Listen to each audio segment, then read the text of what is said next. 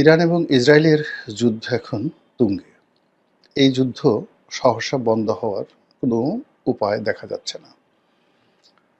বরং যে যুদ্ধ, সেই যুদ্ধে বিশ্বের পরাশক্তি আমেরিকা যদি অংশগ্রহণ করে এবং তারপর যদি সেটাকে সামাল দেওয়ার জন্য রাশিয়া, চীন ইরানের পক্ষে যুক্ত হয়, সেটা তৃতীয় বিশ্বযুদ্ধে রূপান্তরিত হবে।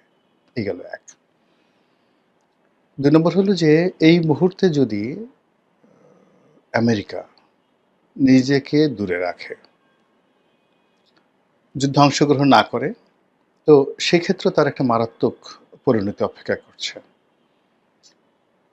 পুরো মধ্যপ্রাচ্য জুড়ে তার কয়েকশো সামরিক ঘাঁটি রয়েছে এবং এ সকল সামরিক ঘাঁটি স্থাপনার মাধ্যমে তারা সংশ্লিষ্ট দেশে অধীনতামূলক মিত্রতা চালু করেছে, লর্ড ডালহৌসির মতো। অর্থাৎ সৌদি আরবে যে বেজ রয়েছে, কাতারে যে বেজ রয়েছে, ইরাকে রয়েছে, কুয়েতে রয়েছে, জর্ডানে রয়েছে, এরকম অসংখ্য বেজ রয়েছে, মার্কিন ঘাঁটি রয়েছে। তো সে সকল মার্কিন ঘাঁটির উপর ইরান আক্রমণ চালাবে সঙ্গে সঙ্গে যদি আমেরিকা সরাসরি যুদ্ধে অংশগ্রহণ করে, অর্থাৎ তার কোনো বেস থেকে বা মূল ভূখণ্ড থেকে অথবা তার যে রণতরী থেকে সেই ইরানের উপর আক্রমণ চালায়। তো সেক্ষেত্রে পরিস্থিতির কথা চিন্তা করুন যে ইরান খুব দ্রুত ইরাক দখল করে নিতে পারবে এবং ইরাকের জনগণ ঠিক এই মানে সুযোগের অপেক্ষায় বসে আছে।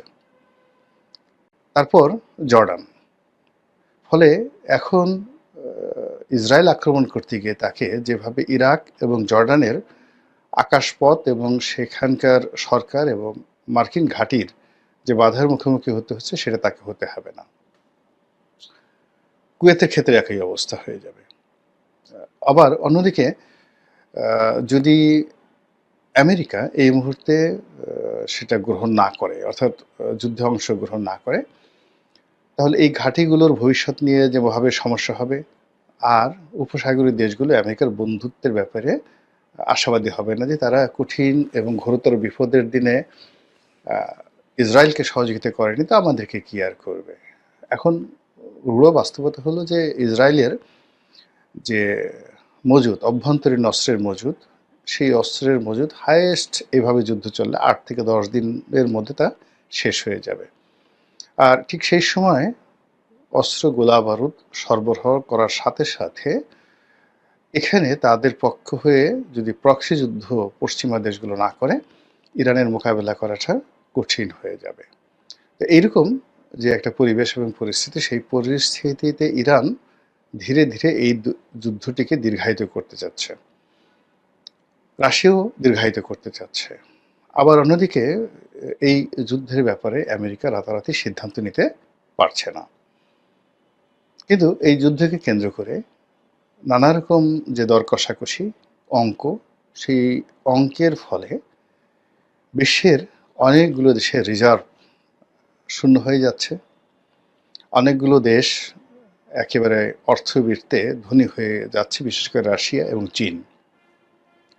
আমেরিকা এবং পশ্চিমা দেশগুলো, তার সঙ্গে সঙ্গে আমাদের মতো দেশগুলো তেলের মূল্য বৃদ্ধি থেকে শুরু করে আরও অনেক কিছুর ফলে এখানে সর্বনাশ ঘটে যাচ্ছে। আপনারা ইতিমধ্যে জানাচ্ছেন যে আমাদের বাংলাদেশ যে তেল আমদানি করে, সেই তেল আমদানি করতে গিয়ে তাকে এই যুদ্ধের কারণে বাড়তি খরচ করতে হচ্ছে, যেটা বাংলাদেশের জন্য খুবই ভয়াবহ একটি অবস্থা। এখনো পর্যন্ত হরমুজ প্রণালী বন্ধ হয়নি। যদি হরমুজ প্রণালী বন্ধ হয়ে যায়, তাহলে তেলের মূল্য আরও বেড়ে যাবে। ফলে এই তেলের মূল্যের কারণেই বর্তমান ইউনূস সরকারকে যে পরিমাণ ভর্তুকি দিতে হবে এবং যে পরিমাণ মূল্য বৃদ্ধি করতে হবে, যা আমাদের এই দেশের অর্থনীতি এই মুহূর্তে বহন করতে সম্ভব নয়।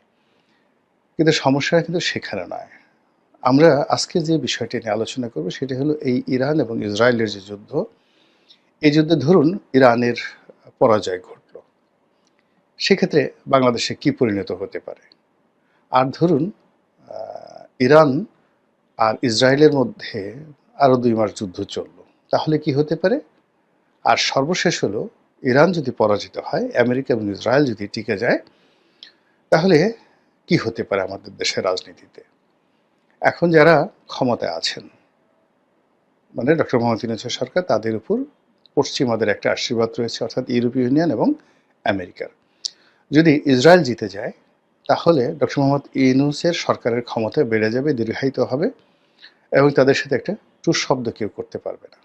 সেক্ষেত্রে বিএনপির কপাল রীতিমতো পুড়বে। এই গেল প্রথম সমীকরণ। দ্বিতীয় সমীকরণ হলো যে after doctor Mohammad Yunus alternative হবে ভারত এবং আওয়ামী লীগ।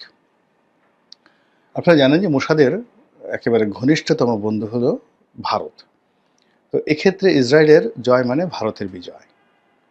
আর ভারতের বিজয় যখন হবে, তখন তারা সংগতির কারণে এখানে আওয়ামী লীগকে রাজনীতিতে পুনর্বাসিত করতে চাইবে, শেখ হাসিনাকে এখানে ঢুকাতে চাইবে, অথবা যারা ক্ষমতায় থাকবে সেটা ডক্টর মোহাম্মদ ইউনূস কিংবা বিএনপি, তাদের সবাইকেই সীমাহীন আনুগত্য দেখাতে হবে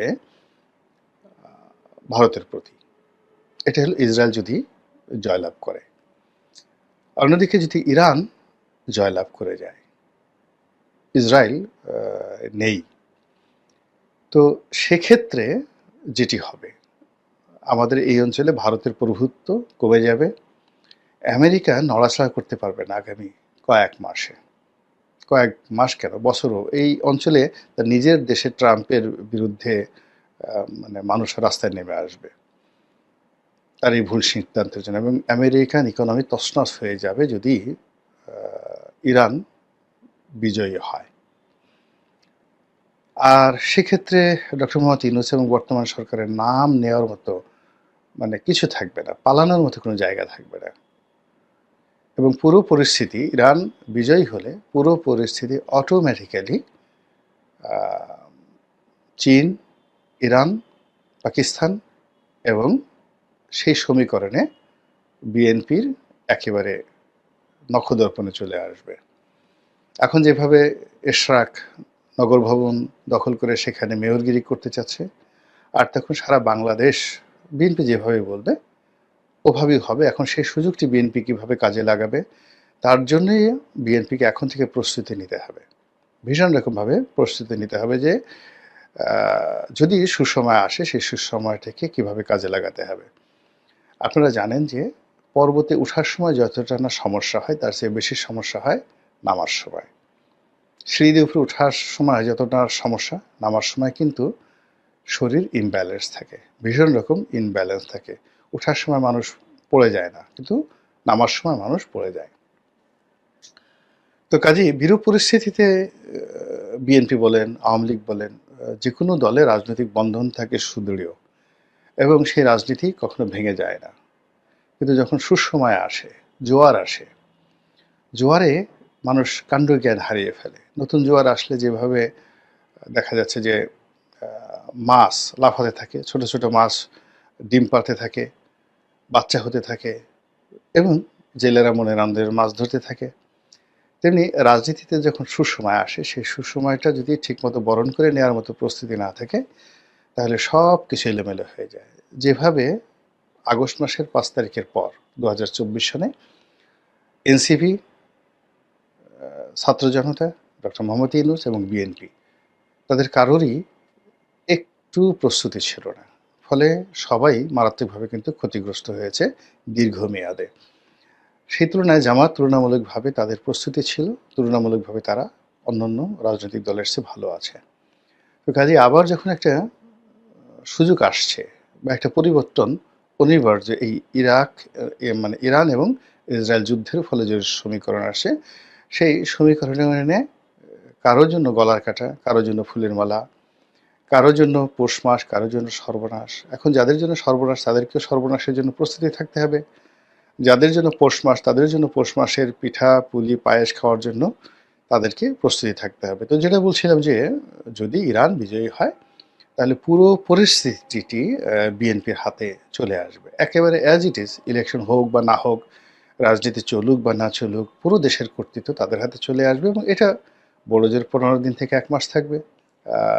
আগস্ট মাসের 15 তারিখ থেকে সেপ্টেম্বর মাসের 15 তারিখ পর্যন্ত বাংলাদেশে এমন একটা পরিস্থিতি বিরাজ করছিল যে ওই সময় ইচ্ছা করলে যে কোনো মানুষ, মানে ৩টে দল, সেটা এনসিপি, ডক্টর মোহাম্মদ ইউনূস, জামাত এবং বিএনপি, তারা ইচ্ছে করলে একে অপরের সাথে প্রতিযোগিতা করে নিজেদের অবস্থান সুদৃঢ় করতে পারত, কিন্তু তারা সেটা না করে জোয়ারের টানে যে যার মতো করে তারা নিজেদেরকে ভাসিয়ে দিয়েছে। ফলে আজ সবাই শক্তি হারিয়ে ফেলেছে এবং মূল ভূখণ্ড থেকে স্রোতে তাদেরকে এমন একটা জায়গাতে নিয়ে গেছে, ওখান থেকে পুনরায় আবার জোয়ার বা ভাটা না আসলে তারা কেন্দ্রে আসতে পারবে না।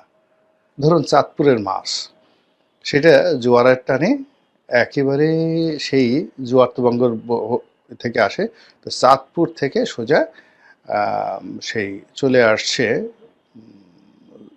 যমুনা ব্রিজের ওখানে সিরাজগঞ্জে। এখন সিরাজগঞ্জ থেকে যদি আবার ভাটার টান না হলে তো সে যেতে পারবে না চাঁদপুরে। তো এরকম অবস্থা, প্রতিটি রাজনৈতিক দল, ক্ষমতার অংশীজন যারা আছেন, তারা এই রাজনৈতিক জোয়ারে এমন একটা জায়গাতে চলে এসেছে যেই জায়গা থেকে আসলে এখন কেন্দ্রে ফেরা সম্ভব নয়। ফলে এই যে আগামীতে আবার একটা জোয়ার আসছে এই ইরান ইসরায়েল যুদ্ধকে কেন্দ্র করে, এবং সেই জোয়ারে সেইটা জোয়ার না ঠিক, সেটাকে ভাটা, কারোর জন্য ভাটা, আমাদের দেশের জন্য ভাটা, এবং সেখানে আবার সবাই গিয়ে একটা কেন্দ্রে মিলিত হবে, এবং ওর জন্য যার যত সুন্দর প্রস্তুতি থাকবে সে তত ভালো করতে পারবে। তো সেক্ষেত্রে যেটা যদি বললাম যে আমেরিকা যদি জিতে যায়, ইসরায়েল যদি জিতে যায়, তাহলে পুরো পরিস্থিতি ডক্টর মোহাম্মদ ইউনূসের নিয়ন্ত্রণে চলে আসবে। এখন সেই নিয়ন্ত্রণে তিনি যদি আনতে পারেন সব কিছু, সেনাপ্রধান বলেন, ক্যান্টনমেন্ট বলেন, বঙ্গভবন বলেন, বিপ্লবী সরকার বলেন, সব কিছু তার হুকুমে চলবে, এভরিথিং ফর 1 মান্থ। এখন তিনি সেটাকে কিভাবে কাজে লাগাবেন? যখন যেটা তিনি পারছেন না, তিনি এখন তার খুব রাগ হচ্ছে, এরশাকে গ্রেপ্তার করতে তিনি চাচ্ছেন, কিন্তু তিনি পারছেন না। কিন্তু ওটা তিনি পারবেন। এই যুদ্ধের ওই পরিস্থিতি যাকে ইচ্ছা তাকে তিনি ক্রস ফায়ারে ফেলে দিতে পারবেন, nobody will ask him. আবার যদি বিএনপির জন্য ঠিক সেম পরিস্থিতিটা তৈরি হবে, তারা যা ইচ্ছে তাই করতে পারবে যদি ইরান জিতে যায়। আবার যদি দীর্ঘমেয়াদে এই যুদ্ধটা চলে, দীর্ঘমেয়াদে চলে 2 মাস 3 মাস বা ইউক্রেন যুদ্ধের মতো, মানে এটা আমাদের সবার জন্য এটি একটি মরণপণ সমস্যা হয়ে যাবে। এর কারণ হলো দুর্ভিক্ষ অনিবার্য হয়ে যাবে, ব্যবসা বাণিজ্য খারাপ হয়ে যাবে, এবং আসলে তখন আমরা কেউ লাভবান হব না, কেউ লাভবান হব না। সুতরাং আল্লাহ রাব্বুল আলামিন তাই করুন যেটা আমাদের সকলের জন্য ভালো হয়।